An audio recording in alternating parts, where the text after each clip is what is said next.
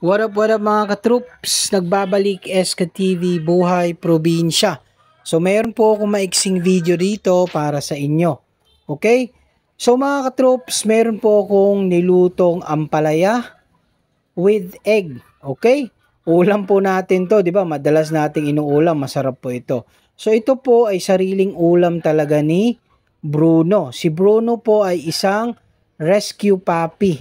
Okay? Na-rescue ko po yan. Meron po akong pinakitang video sa inyo dyan. So malaki-laki na po siya ngayon.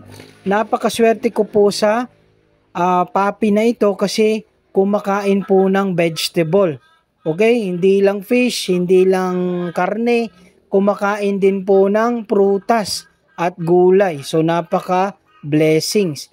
So wala po itong halong asin, walang halong MSG.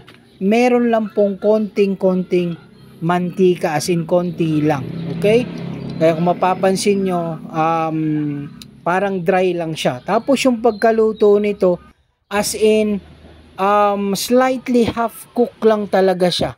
Okay? Hindi na siya umabot sa half cook.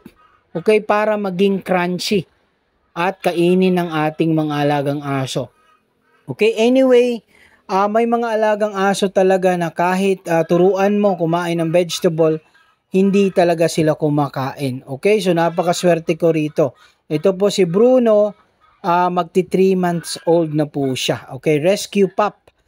So mga katroops, pwede nyo sanayin ang mga alagang aso nyo, no? Kumain ng prutas, kumain ng gulay, dahil mainam po sa kanilang kalusugan yan.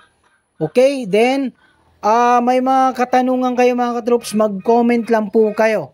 Okay? Hindi na kailangang magpaulit-ulit ng comments dahil sabi ko nga sa inyo, ginawa ko na lahat ng videos para dyan sa inyo, para sa katanungan simula parvo, canine distemper, leptospirosis, ayaw kumain, walang gana, matamlay, sipon, ubo, lagnat.